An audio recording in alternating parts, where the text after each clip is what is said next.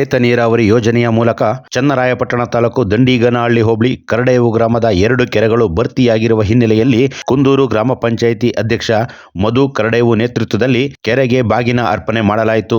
ಇದೇ ವೇಳೆ ಎಪಿಎಂಸಿ ಮಾಜಿ ನಿರ್ದೇಶಕ ಸತೀಶ್, ತಾಲೂಕು ಪಂಚಾಯಿತಿ ಮಾಜಿ ಸದಸ್ಯ ರವೀಶ್, ಗ್ರಾಮ ಪಂಚಾಯಿತಿಯ ಸದಸ್ಯರು, PACCSನ ಅಧ್ಯಕ್ಷರು, ನಿರ್ದೇಶಕರು, ಗ್ರಾಮದ ಮುಖಂಡರು ಹಾಗೂ ಅಕ್ಕಪಕ್ಕದ ಗ್ರಾಮದ ಮುಖಂಡರು ಇದೇ ವೇಳೆ ಉಪಸ್ಥಿತರಿದ್ದರು.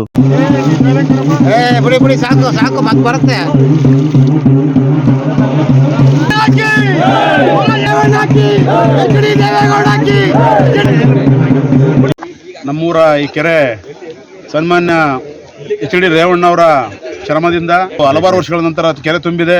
ಇವತ್ತು ಹೇಮಾವತಿಯ ನದಿ ನೀರನ್ನು ನಮ್ಮ ಈ ಕೆರೆಗೆ ತರುವಲ್ಲಿ ಒಂದು HD ರೇವಣ್ಣವರು ಭಾರಿ ಶ್ರಮದಿಂದ ಇವತ್ತು ನಮ್ಮೂರು ಈ ಕೆರೆಗೆ ನೀರು ಬಂದಿದೆ.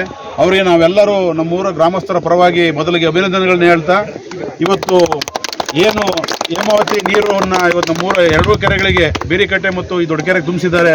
ಅದಕ್ಕೆ ಸೂರಜ್ ರೇವಣ್ಣವ್ರಿಗೂ ಕೂಡ ಧನ್ಯವಾದಗಳನ್ನು ಹೇಳ್ತಾ ಇದ್ದೀವಿ. ಇದಕ್ಕೆ ಅನುದಾನ ಕೊಟ್ಟಂತಹ ಕುಮಾರಣ್ಣವ್ರಿಗೆ ಕೂಡ ವಂದನೆಗಳನ್ನ ಹೇಳ್ತಾ, ಮತ್ತು ಹೇಮಾವತಿಯ ಇಂಜಿನಿಯರ್ಗಳು ಬಹಳ ಪರಿಶ್ರಮ ಪಟ್ಟು ಒಂದು ಟೆಕ್ನಿಕಲ್ನ ಎಲ್ಲ ತೊಂದರೆಗಳನ್ನು ಒಂದು ಬಗೆಹರಿಸಿ ಇವತ್ತು ಇದು ನೀರು ತರಲಿಕ್ಕೆ ಸಹಾಯ ಮಾಡಿದ್ದಾರೆ. ಅವ್ರಿಗೂ ಕೂಡ ನಮ್ಮೆಲ್ಲ ಗ್ರಾಮಸ್ಥರ ಪರವಾಗಿ ವಂದನೆಗಳನ್ನು ಹೇಳ್ತಾ ಇದ್ದೀವಿ. ಹಾಗೂ ಇಷ್ಟರು ಸುತ್ತಮುತ್ತ ನಮ್ಮ ಕುಂದೂರು ಪಂಚಾಯತಿ ವ್ಯಾಪ್ತಿಯ ಎಲ್ಲ ಗ್ರಾಮಸ್ಥರು ಇಲ್ಲಿ ಬಂದಿದ್ದಾರೆ. ಇಲ್ಲಿ ಮುಖಂಡರುಗಳೆಲ್ಲರೂ ಅವರೆಲ್ಲ 124 ಕೋಟಿ ನಮ್ಮ ಕಣ್ಣು ಮುಂದೆ ರೇವಣ್ಣ ಶ್ರಮ ಅಂದರೆ ಅವ್ರು ಬೆಳಗಿಂದ ಕುಮಾರಣ್ಣ ಕಾಯ್ತಾ ಇದ್ದು ವಿಧಾನಸೌಧದಲ್ಲಿ ನೀನು ಕರ್ಕೊಂಡು ಹೋಗಿ ಅವರು ನೀನು ಬಾಲಪ್ಪ ನಿನ್ನ ಕೆಲಸ ಮುಗಿಸ್ಕೊಡ್ತೀನಿ ಅಂತ ಮೊದಲು ರೇವಣ್ಣ ಅಷ್ಟು ಬೆಳಗಿಂದ ಕಾದು ಕುಮಾರಣ್ಣನ ಆ ಕೆಲಸ ಕಣ್ಣಾರ ಮಾಡಿದ್ದ ನಾನು ನೋಡಿದ್ದೀನಿ. ಇವತ್ತು ಹೇಳ್ತಾರೆ ಅವ್ರು ಮಾಡಿದ್ವಿ ಇವ್ರು ಮಾಡಿದ್ವಿ ಎಲ್ಲ ಸುಳ್ಳು. ಇದಕ್ಕೆಲ್ಲ ರೇವಣ್ಣ ಶ್ರಮ, ಸುರೇಶ್ ರೇವಣ್ಣ ಪರಿಶ್ರಮ ಭಾಳ ತುಂಬ ಇದೆ. ನಾವು ಧನ್ಯವಾದಗಳನ್ನ ಕುಮಾರಣ್ಣರಿಗೆ, ರೇವಣ್ಣರಿಗೆ, ಸುರೇಶ್ ರೇವಣ್ಣರಿಗೆ ಸಲ್ಲಬೇಕು.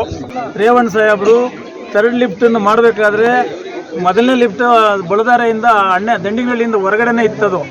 ಸುಮಾರು 10 ವರ್ಷ ಹಂಗೆ ನಿಂತಿತ್ತು.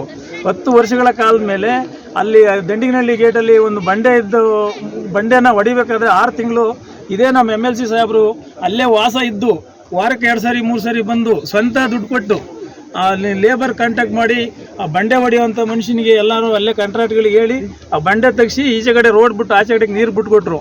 ಬಿಟ್ಟುಕೊಟ್ಟಾದ್ಮೇಲೆ ಇದು 3ನೇ ಲಿಫ್ಟು ಇದಕ್ಕೆ ಬಂತು, ಅಣ್ಣನಹಳ್ಳಿ ಕೆರೆಗೆ. ಅಣ್ಣನಹಳ್ಳಿ ಕೆರೆಯಿಂದ 3ನೇ ಲಿಫ್ಟನ್ನು ಸ್ಟಾರ್ಟ್ ಮಾಡಿ ಅಪ್ ಟು ದಂಡಿಗನಹಳ್ಳಿ ಇದು ತರಬೇನಹಳ್ಳಿವರೆಗೂ ಕೂಡ ಇದನ್ನು ಪೂರ್ಣಗೊಳಿಸಿದ್ದಾರೆ. ಮೊದಲನೇದಾಗಿ ರೇವಣ್ಣವರು, MLC ಸಾಹೇಬರು ಮಾಡಿಕೊಟ್ರು ನಮಗೆ ಹಿಂದೆ ಕುಮಾರಣ್ಣ ಸರ್ಕಾರದಲ್ಲಿ.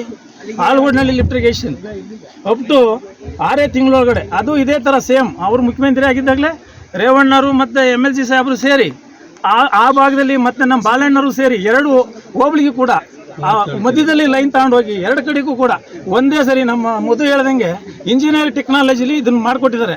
ಇವತ್ತು ಎಲ್ಲ ಕೆರೆಗೂ ಎಷ್ಟೆಷ್ಟು ಹೋಗ್ಬೇಕು ನೀರು ಅಷ್ಟು ಹೋಗ್ತಾನೆ ಇದೆ. ಈಗ ಎಲ್ಲವೂ ಕೂಡ ನಾವು ಭಾಳ ಧನ್ಯರಾಗಿದ್ದೀವಿ ಈ ಕಡೆ ರೈತರು ನೀರಿನಲ್ಲಿ.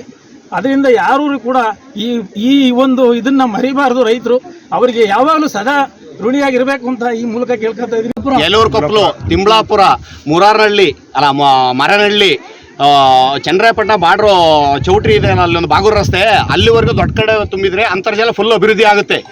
ಇಷ್ಟಕ್ಕೂ ದೊಡ್ಡ ಕಡೆ ಕೆರೆನೇ ಮೇಯ್ನ್ ಇರೋದು. ಯಲೂರು ಕೊಪ್ಪಲು ಎಲ್ಲ ಸೇರಿ ಆಲ್ದಳ್ಳಿ, ಐನಾರ್ ಆಲ್ದಳ್ಳಿ ಎಲ್ಲ ಇಷ್ಟಕ್ಕೆಲ್ಲ ಕಾರಣ ಮಾನ್ಯ HD ರೇವಣ್ಣವರು ಮತ್ತು ಡಾಕ್ಟರ್ ಸೂರಜ್ ರೇವಣ್ಣ, HD ಕುಮಾರಸ್ವಾಮಿ ಅವರು ಆ ಅಂದಿನ ಮುಖ್ಯಮಂತ್ರಿ ಆದ ಟೈಮಲ್ಲಿ ಅವರು ಹಣನ ಬಿಡುಗಡೆ ಮಾಡದೆ ಹೋಗಿದ್ರೆ ಈ ಕೆಲಸ ಆಗ್ತಿತ್ತಿಲ್ಲ.